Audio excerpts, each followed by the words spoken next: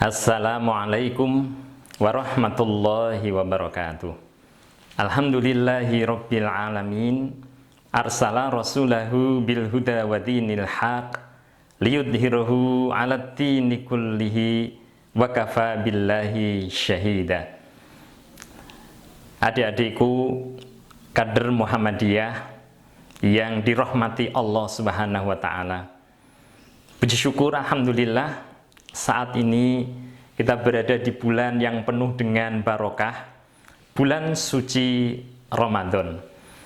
Walaupun Ramadan saat ini kita berada pada situasi pandemi corona, mudah-mudahan semakin meningkatkan kekhusyuan kita di dalam beribadah kepada Allah Subhanahu wa taala.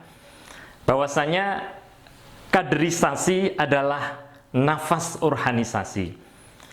10 tahun, 20 tahun organisasi Muhammadiyah ini ada di tangan adik-adik para kader Muhammadiyah.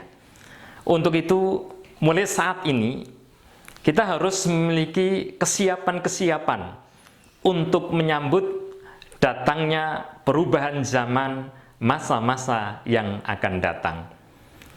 Setidaknya ada 5 hal yang harus diperhatikan, yang harus dimiliki seorang kader Muhammadiyah. Apa itu?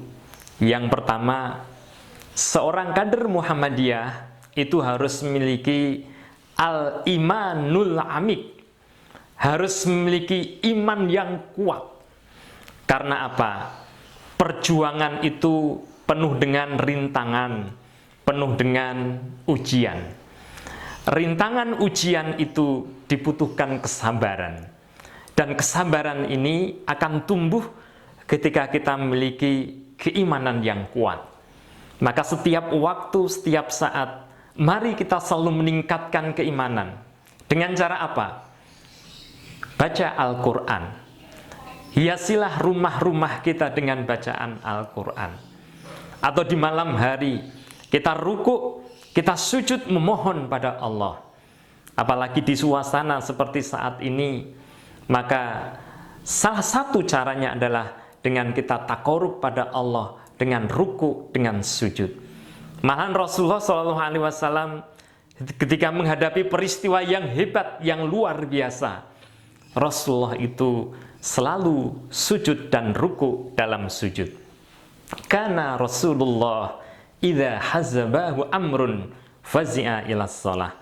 Bahwasanya Rasulullah itu ketika menghadapi masalah yang hebat, yang luar biasa, Rasulullah itu pasti menjalankan sholat. Dan sholat ini, khususnya sholat wajib ditambahi dengan sholat sunnah, ini akan menambahkan kekuatan, kedalaman iman. Kita bersedekah, kita bersilaturahmi, kita bertakarub, insya Allah itu amalan-amalan riyadhah yang akan meningkatkan keimanan. Kemudian yang kedua, seorang kader Muhammadiyah, dia harus memiliki al-fahmus sahih, pemahaman keagamaan yang benar. Makanya seorang kader itu harus cinta dengan ilmu, harus cinta dengan majelis-majelis kajian. Karena ilmu ini akan beri manfaat yang teramat besar. Di antaranya, ilmu ini akan menjadikan seseorang ini beramal dengan benar. Makanya amal itu diterima di hadapan Allah itu satu, kalau ikhlas, yang kedua kalau ittiba.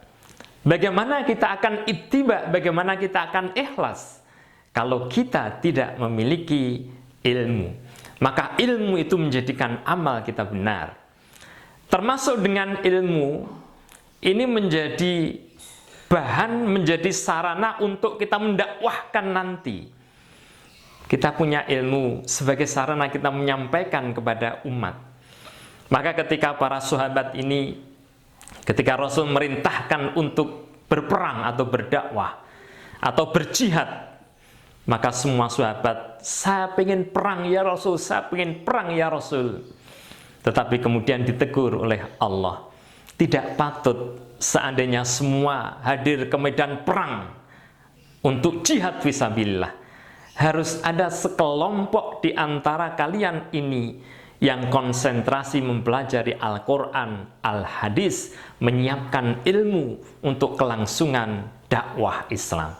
Itulah manfaat ilmu al-fahmus sahih. Dan yang ketiga, seorang kader itu harus memiliki sikap sahihul ibadah, beribadah yang benar. Beribadah yang benar yaitu beribadah yang didasarkan dengan ilmu. Maka dalam kitab HPT, Himpunan Putusan Tarjih Muhammadiyah, di situ telah dicantumkan tentang bagaimana praktek-praktek beribadah yang benar sesuai dengan hadis Rasulullah, hadis yang sahih, as-sahihul makbulah. Makanya di tengah kesibukan adik-adik dalam kegiatan-kegiatan peningkatan intelektualitas, jangan melupakan untuk mengkaji kitab HPT. Kenapa? Karena dengan mengkaji hadis-hadis dalam ibadah, maka ibadah kita akan menjadi benar. Dan itu menjadi syarat kita menjadi seorang kader Muhammadiyah. Yang keempat, seorang kader ini harus memiliki al-ahlakul matin, akhlak yang mulia. Karena akhlak ini suatu hal yang sangat berperan besar dalam kesuksesan kelangsungan organisasi, kelangsungan dakwah. Bahkan Rasulullah SAW menyatakan pada sahabat, sesungguhnya aku diutus oleh Allah ini hanya untuk menyempurnakan akhlak yang mulia. Saat ini tantangan akhlak ini sangat-sangat berat. Modernisasi zaman arus yang begitu global, kalau kita tidak hati-hati, kita akan mudah terjerumus pada kemaksiatan.